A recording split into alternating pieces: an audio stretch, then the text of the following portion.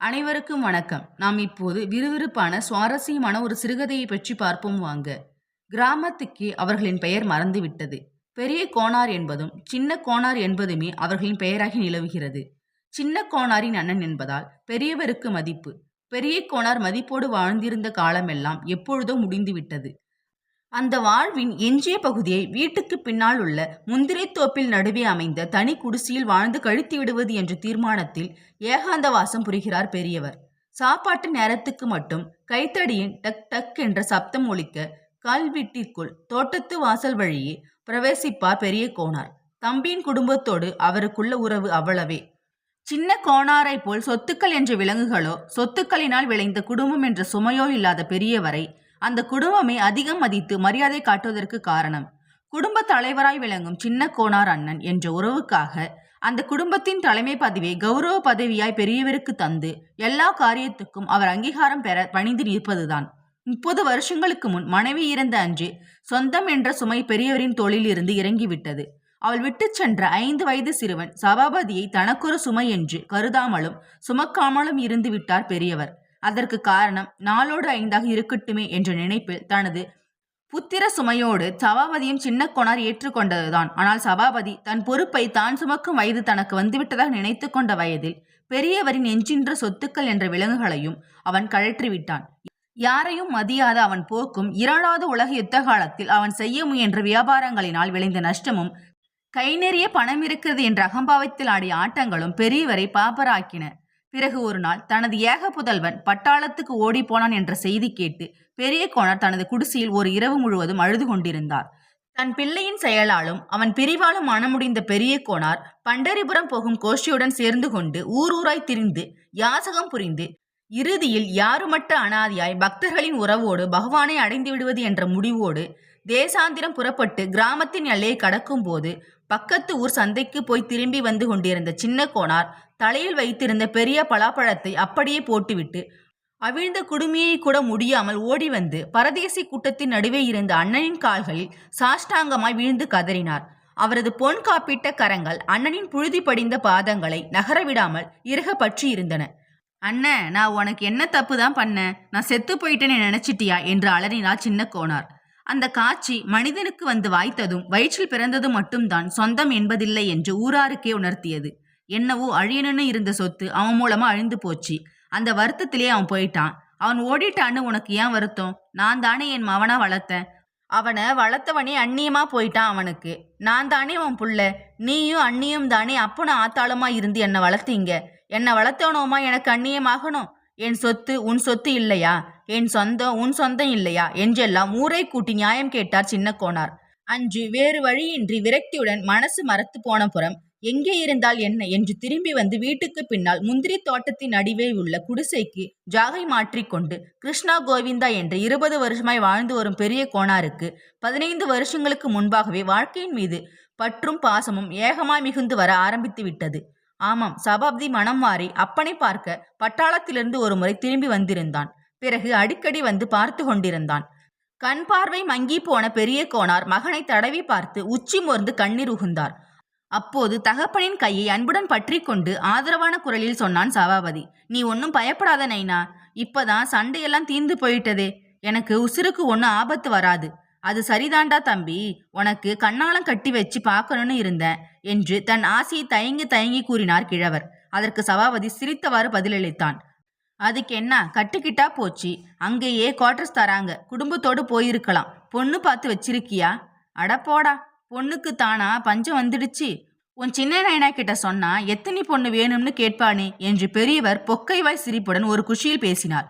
இவ்வளவு ஆசையை வைத்துக்கொண்டு பண்டரிபுரம் போகும் பரதேசி கூட்டத்தோடு போக கிளம்பினாரே மனுஷன் என்று நினைத்து சின்ன கோனார் வந்த சிரிப்பை அடக்கி கொண்டார். அந்த வருஷமே தஞ்சாவூரில் பெண் பார்த்து சபாபதிக்கு கல்யாணம் நடந்தது. அதன் பிறகு சபாபதி வருஷத்திற்கு ஒரு முறை தன் மனைவியுடன் வந்து கிழவரை கண்டு செல்வது வழக்கமாகிவிட்டது.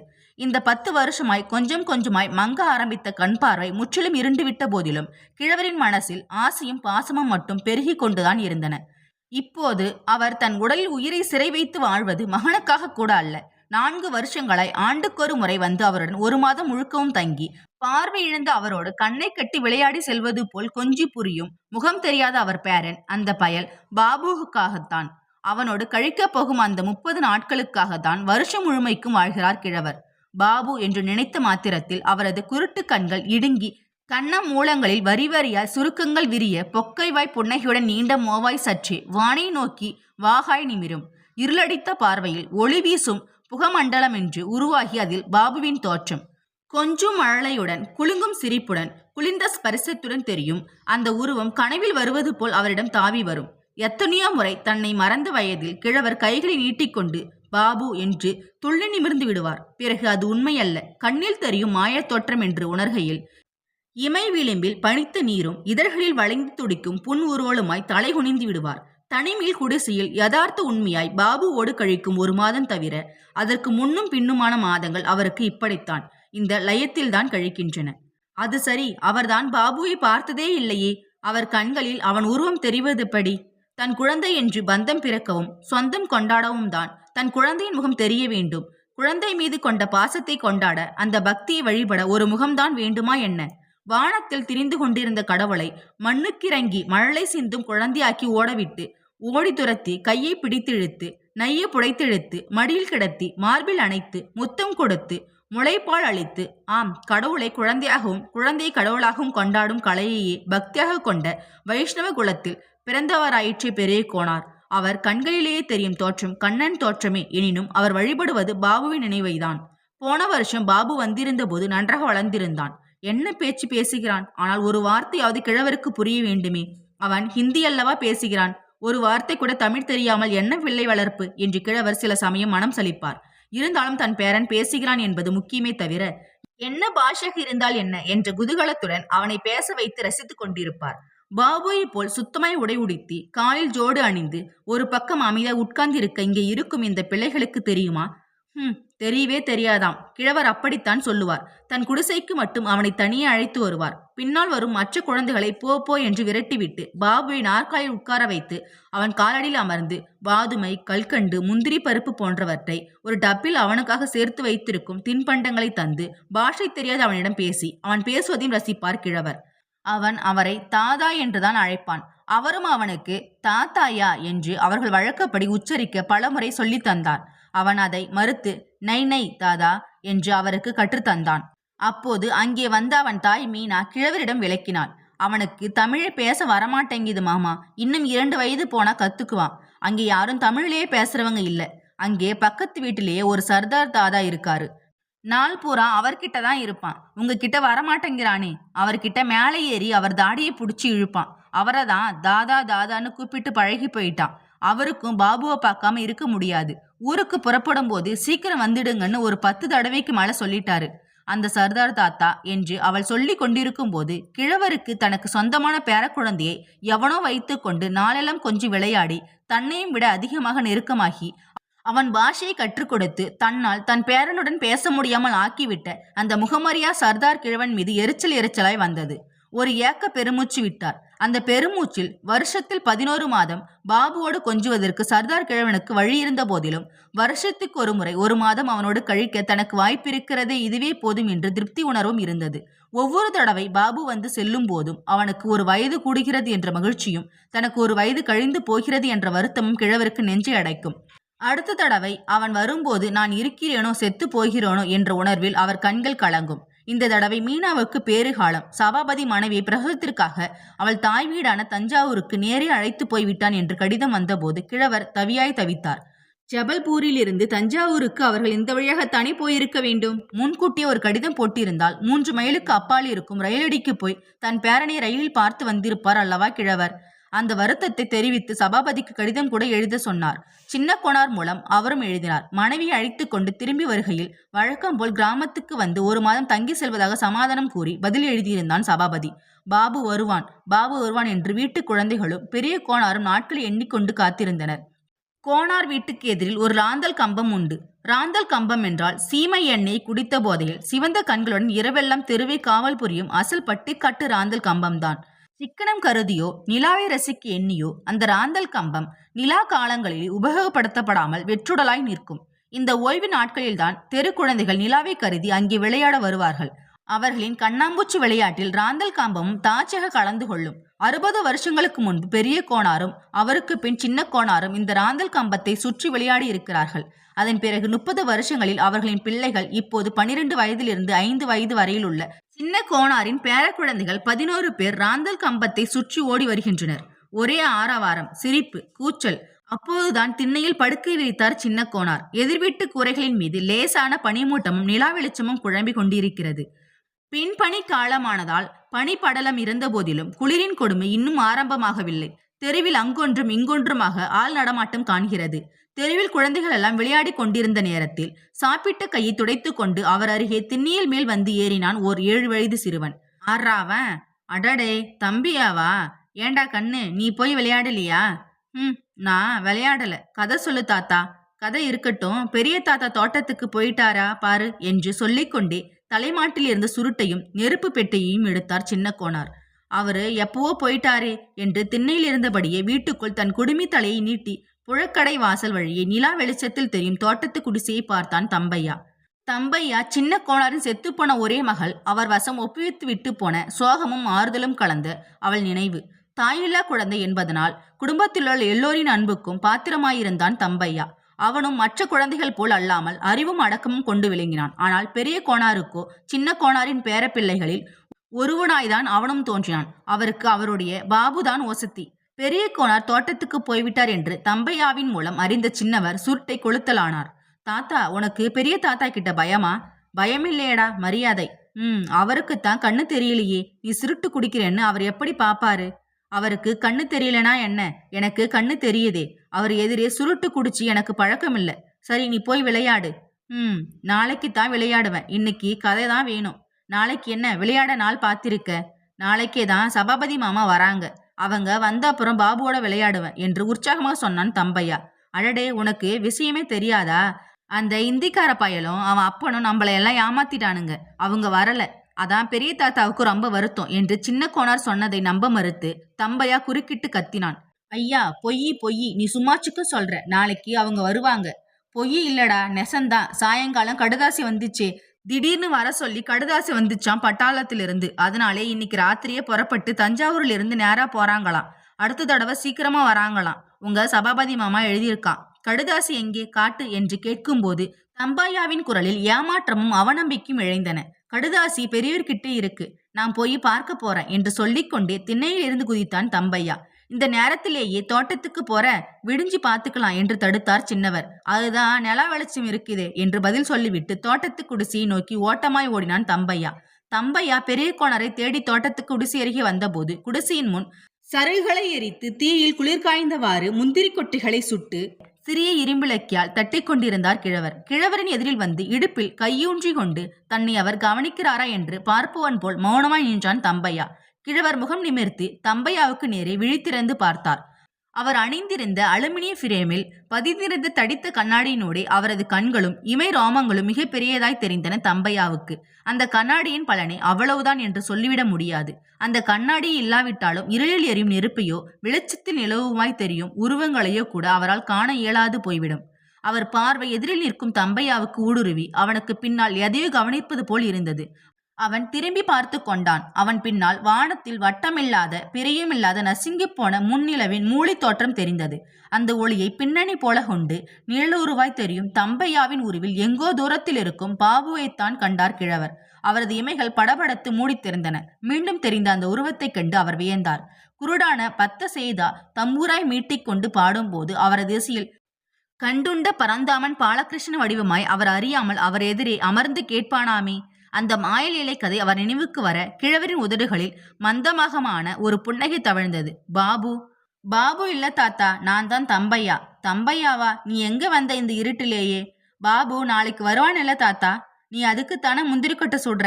சின்ன தாத்தா சொல்றாரு அவன் வரமாட்டானா என்று புகார் கூறுவது போல் சொன்னான் தம்பையா.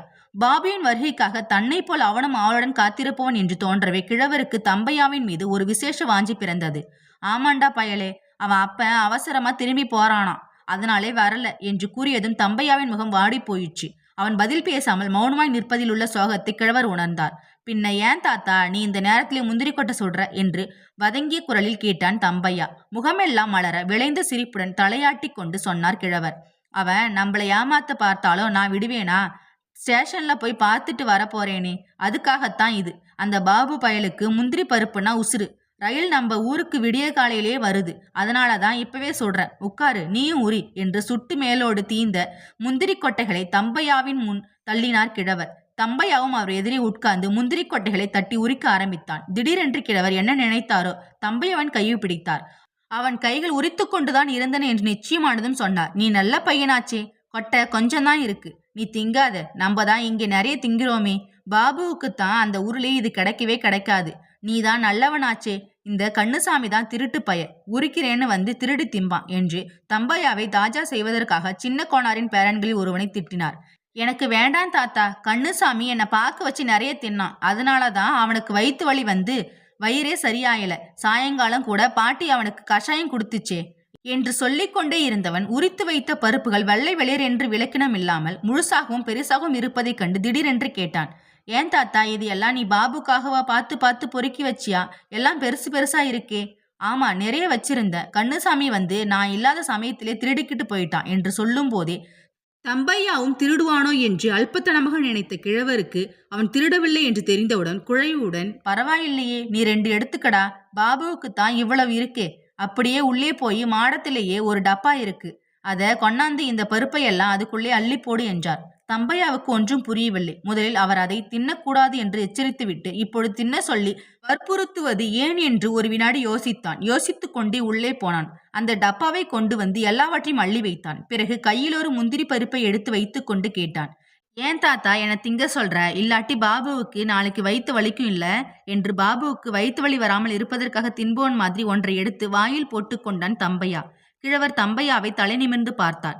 இவ்வளவு அறிவும் நல்ல குணமும் அமைந்த தம்பையா தாயில்லா குழந்தை என்ற எண்ணமும் செத்துப்போன அவளை போலவே அறிவும் குணமும் மிகுந்த அவனது தாயின் முகமும் எத்தனை காலம் இவனை பற்றி சிந்தனையே இல்லாமல் மற்ற குழந்தைகளில் ஒன்றாகவே கருதி இவனையும் தான் விரட்டியடித்த பாவனையும், தாயற்ற குழந்தையை விரட்டிவிட்டு தன் பேரன் என்பதால் பாபு இழுத்து வைத்து சீராட்டை குற்ற உணரும் அவரது நினைவில் கவிழ்ந்த கிழவரின் குருட்டு விழிகள் கிளங்கின. எதிரில் நின்ற தம்பையாவை இழுத்து தோளோடு அணைத்து கொண்டார். அவர் உதடுகள் அழுகையால் துடித்தன.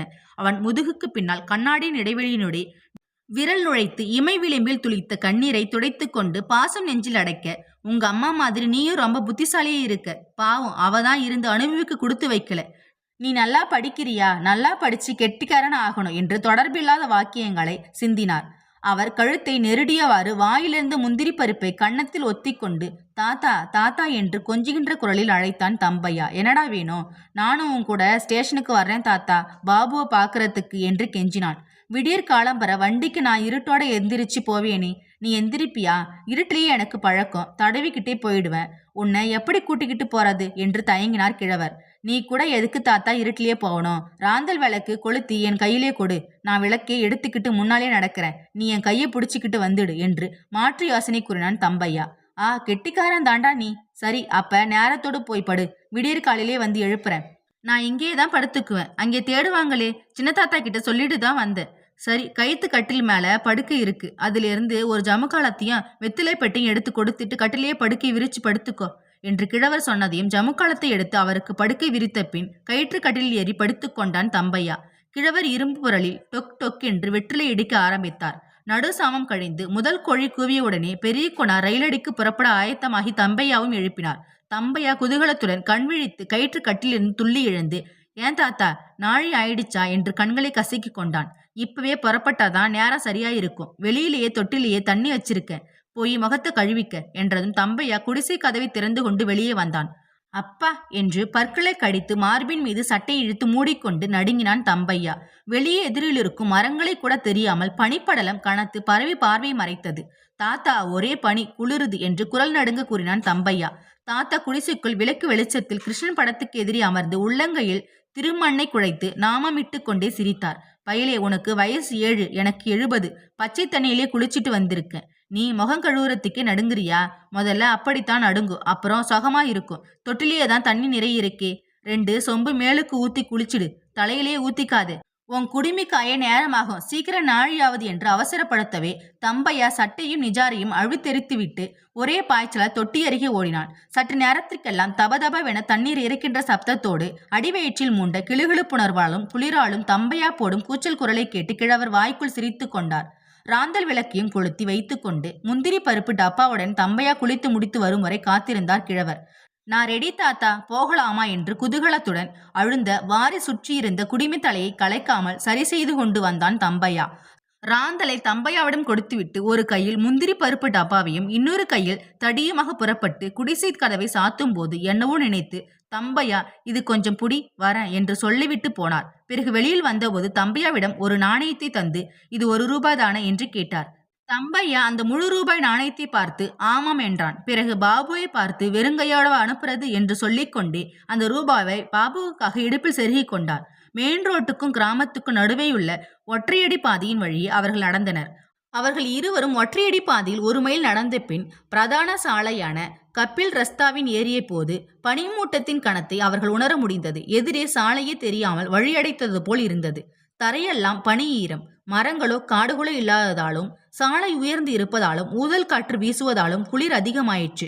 கிழவர் தன் தோள் மீது கிடந்த துண்டை எடுத்து 4ஆய் மடித்து தம்பையாவின் தலையில் போர்த்தி முகவாய்க்கு கீழே துண்டின் 2 முனைகளிலும் சேர்த்து முடிந்து கட்டிவிட்டார். தனது பேரனை பார்க்க இந்த குளிரில் தான் போவதுதான் சரி. இவனும் ஏன் இத்தனை சிரமத்துடன் தன்னோடு வருகிறான் என்று நினைத்தார் கிழவர். அதை அவர் அவனிடம் கேட்டபோது அவன் உண்மையை ஒழிக்காமல் கூறினான். எனக்கும் பாபுவைத்தான் பார்க்கணும். ஆனால் நான் ரயிலை பார்த்ததே இல்லை தாத்தா, அதுக்காகத்தான் வரேன். அதோடு கண்ணு தெரியாத நீ இருட்டிலேயே கஷ்டப்படுவியே, உனக்கும் துணையா இருக்கலான்னு தான் வரேன். தம்பையா பேசும் ஒவ்வொரு சமயமும் கிழவருக்கு அவன் மீது உண்டான அன்பின் பிடிப்பு வலுவுற்றது. அந்த நெடிய சாலையில் 2 மைல் தூரம் நடந்த பின் ரயில் வருவதற்கு 1 மணி நேரத்திற்கு முன்பாகவே இருள் விளக்குவதற்குள்ளாக அவர்கள் இருவரும் அந்த சிறிய ரயில்வே ஸ்டேஷனை வந்தடைந்தனர். அவர்கள் வந்த நேரத்தில் ரயில்வே ஸ்டேஷனில் ஒரு ஜீவன் இல்லை. வென்ற தனிமையும் பனி கவிந்த விடியற்கால இருளும் இதுவரை பார்த்திராத அந்த பிரதேசமும் தம்பையாவுக்கு மனதுக்குள் ஒரு திகளை கிளப்பிற்று. அவன் தாத்தாவின் கைகளை இறுக பற்றி கொண்டான். அவர்கள் இருவரும் ஸ்டேஷனுக்குள் கிடந்த ஒரு பெஞ்சின் மீது முழங்கால்களை கட்டி கொண்டு அமர்ந்தனர். கிழவர் குளிருக்கு இதமாய் இடுப்பில் வேஷி அவிழ்த்து உடல் முழுவதும் போர்த்தி கொண்டார். சட்டையில்லாத உடம்பு எவ்வளவு நேரம் குளிரை தாங்கும்? வெகு நேரத்துக்கு பின் போர்ட்டர் வந்து மணி அடித்தான். திடீரென்று மணியோசை கேட்டு திடுக்கிட்டான் தம்பையா. கிழவர் சிரித்து கொண்டே அடுத்த ஸ்டேஷனில் இருந்து வண்டி புறப்படுத்து வா, அங்கே போகலாம் என்று தம்பையாவை அழைத்து கொண்டு பிளாட்பாரத்துக்கு வந்தார். அவர்களுக்கு முன்பாக அங்கே 3-4 கிராமத்து பானைகள் நின்றிருந்தன. இப்போது பனியை தவிர இருள் முற்றாகவே விலக்கிவிட்டது. கிழவர் பக்கத்தில் இருக்கும் மனிதர்களின் முகத்தை உற்று கவனித்து போர்ட்டரிடம் வண்டி இங்கே எம்மா நாழி இனிக்கும் என்று கேட்டார். இன்னா 1 நிமிஷம் இல்லாட்டி 1.5 நிமிஷம் என்று பதிலளித்தான் போர்ட்டர். இந்த தடவை நமக்கு கிடைச்சது 1.5 நிமிஷம்தான் என்று எண்ணிய பெரிய கோனாருக்கு வருஷம் புறாவும் பாபுவோடு கொஞ்சம் போகும் அந்த முகம் தெரியாத சர்தார் கிழவனின் ஞாபகம் வந்தது. சீ, இதுக்கு போய் பொறாமைப்படலாமா? பாவம் அந்த சர்தார் கிழவர். நம்ம மாதிரி எந்த ஊர்லயே தம் பேரனை விட்டுட்டு வந்து நம்ம பாபுவை கொஞ்சம் திருப்தி படறானோ என்று முதல் முறையாக சிந்தித்து பார்த்தார் பெரிய கோனார். அப்போது பனி படலத்தை ஊடுருவி கொண்டு தூரத்திலிருந்து ஒளிக்கதிர்கள் கிழவரின் கண்களில் வீசின. டேய் தம்பையா, வண்டி வந்துடுது, நீ அந்த கடைசிலேயே போய் நில்லு. வண்டி வந்துடனே ஒவ்வொரு போட்டியா பார்த்துக்கிட்டே ஓடியா. நான் இங்கிருந்து இன்ஜின் வரைக்கும் ஓடி பார்க்கறேன். அங்கே அவங்க இருந்தா என்னை கூப்பிடு என்று சொல்லி கொண்டிருக்கும் போதே பேரிசையோடு ரயில் வந்து நின்றது. கிழவர் பாபு வென்று ஒவ்வொரு பெட்டியின் அருகிலும் நின்று கூவியவாறு இன்ஜின் வரை ஓடினார். தம்பையா இன்னொரு கோடியில் சவாதி மாமா, மீனா மாமி, பாபு என்று கூவிக்கொண்டே ஓடி வந்தான். எல்லா பெட்டிகளின் ஜன்னல் கதவுகளின் குளிருக்காக அடைக்கப்பட்டிருந்தன. பாபு என்ற தவிப்பு குரலுடன் கிழவர் இன்ஜின் வரை ஓடி வந்து விட்டார். அவருடைய பாபுவை அவர் காணவில்லை. அவன் எந்த பெட்டியில் சுகமாக தூங்கிக் கொண்டிருக்கிறானோ. இந்த பனியிலும் குளிரிலும் பாசம் என்ற நெருப்பின் குளிர் காய்ந்து கொண்டு ஒரு குருட்டு கிழவன் தனக்காக வந்து நிற்பான் என்று அவனுக்கு தெரியுமா? வண்டி புறப்படுவதற்காக முதல் மணி அடித்து விட்டது. 1 நிமிஷம் தனது குருட்டு விழிகளால் தன் பாபுவை காணவும், ஒரு தடவை அந்த பிஞ்சு விரல்களை ஸ்பரிசித்து இன்பமடையவும் இந்த தடவை தனக்கு கொடுத்து வைக்கவில்லை என்று நினைத்த மாத்திரத்தில் அந்த ஏமாற்றத்தை தாங்க முடியாமல் கிழவரின் கண்கள் கலங்கின. ரயில் முழுவதும் கத்தி பார்த்துவிட்டு ஓடி வந்த தம்பையா ரயிலை பார்த்த மகிழ்ச்சியும் துறந்து கிழவரின் கையை பிடித்து கொண்டு பரிதாபமாய் நின்றான். கிழவர் வானத்தை பார்த்தவாறு பாபுவென்று சற்று உரத்த குரலில் உணர்ச்சி வசப்பட்டு கூவிவிட்டார். அப்போது இன்ஜினுக்கு பக்கத்திலிருந்து ஒரு 2ஆம் வகுப்பு பெட்டியின் திறந்த ஜன்னலிலிருந்து ஒரு அழகிய குழந்தை முகம் எட்டி பார்த்து பெரிய கோனாரை தாதாவென்று அழைத்தது. அந்த பெட்டி பிளாட்பாரத்தை தாண்டி இருந்ததால் கிழவர் ஆனந்து மேலிட்டவராய் கீழே இறங்கி ஓடி வந்து அந்த குழந்தையிடம் முந்திரி பருப்பு டப்பியை நீட்டினார். நை ஹோனா நை என்று குழந்தை அதை பெற மறுத்து கைகளை ஆட்டினான். கிழவரோடு ஓடி வந்த தம்பையா பெட்டி மிகவும் உயரத்தில் இருந்தபடியால் குழந்தையின் முகத்தை பார்க்க முடியாமல் பாபு பாபு என்று அழைத்து எம்பி எம்பி குதித்தான். கிழவர் டப்பியை திறந்து, உனக்கு பிடிக்குமே முந்திரி பருப்பு என்று திறந்து காட்டினார். குழந்தை முந்திரி பருப்பை கண்டதும் டப்பியில் கைவிட்டு அள்ளினான். எல்லாம் உனக்குத்தான் என்று டப்பியை அவனிடம் கொடுத்தார் கிழவர். அப்பொழுது வண்டிக்குள்ளிருந்து முக்காடிட்ட ஸ்தூல சரீரமான ஒரு வடநாட்டு பெண்ணின் முகம் ஹோனை என்றவாறு வெளிப்பட்டது. கிழவனையும் குழந்தையும் பார்த்தபோது யாரோ கிழவன் தன் குழந்தைக்கு அன்புடன் தந்திருக்கிறான் என்ற நன்றி உணர்வில் அவள் புன்ஊர்வல் பூத்தாள். 2வது மணியும் ஒலித்தது. இன்ஜின் கூவென்று கூவி புறப்பட ஆயத்தப்படுகையில் அந்த வடநாட்டு தாய் தன் குழந்தையிடம் சொன்னாள், தாதாஹோ நமஸ்காரஹோ போட்டுக்கோ. குழந்தை கிழவரை பார்த்து நமஸ்தே தாதாஜி என்று வணங்கினான். கிழவரும் பாசத்தால் பிரிவுணர்வால் நடுங்கும் கைகளை குவித்து அவனுக்கு புரியும்படி நமஸ்தே பாபு என்று வணங்கினார். அப்போது வண்டி நகர்ந்தது. வண்டி நகர்ந்த போதுதான் அவருக்கு திடீரென்று நினைவு வர இடுப்பில் இருந்து ஒரு ரூபாய் நாணயத்தை அவசரமாக எடுத்துக்கொண்டு குழந்தையிடம் நீட்டினார். அதை கண்ட அந்த வடநாட்டு பெண்மணிக்கு எங்கோ தூரத்தில் பிரிந்திருக்கும் தன் கிழத்தந்தையின் நினைவு வந்ததோ. அவள் கண்கள் கலங்கின. கலங்கிய கண்களுடன் தன் மகனிடம் கிழவர் தரும் ரூபாயை வாங்கிக் கொள்ளும்படி ஹிந்தியில் கூறினாள். சிறுவனும் அதை பெற்றுக்கொண்டு கிழவரை நோக்கி கரம் அசைத்தான். வண்டி விரைந்தது. சபாபதி தூங்குகிறானா மீனா, எழுந்ததும் சொல்லு என்று கிழவர் கூறியது அவர்கள் காதில் விழுந்திருக்காது. வண்டி மறையும் வரை தம்பையாவும் கிழவரும் பிளாட்பாரத்தில் நின்றிருந்தனர். கிழவர் கண்களில் வழிந்த கண்ணீரை துடைத்து விட்டு கொண்டு ஒரு நிம்மதி உணர்வில் சிரித்தார். அடுத்த தடவை பாபு வரும்போது நான் இருக்கேனோ செத்து போயிட்டேனோ என்று வழக்கம் போல் நினைத்து கொண்டார். தம்பையா தும்பினான். இது என்ன அபசகுணம் மாதிரி தும்புகிறானே என்று கிழவர் அவனை பார்த்தபோது தம்பையா 2வது முறையும் தும்பி சுபசகுணமாக்கினான். தம்பையாவை கிழவர் மார்புற தழுவிக்கொண்டார். இனிமேல் 11 மாதங்களுக்கு அவன்தானே அவருக்கு துணை. இத்துடன் இந்த கதை முடிவரைக்கும். இந்த கதை பிடிச்சா லைக் பண்ணிக்கோங்க. இதே மாதிரி ஸ்டோரி வேணா நம்ம சேனலை சப்ஸ்கிரைப் பண்ணிக்கோங்க. தேங்க்யூ ஃபார் வாட்சிங்.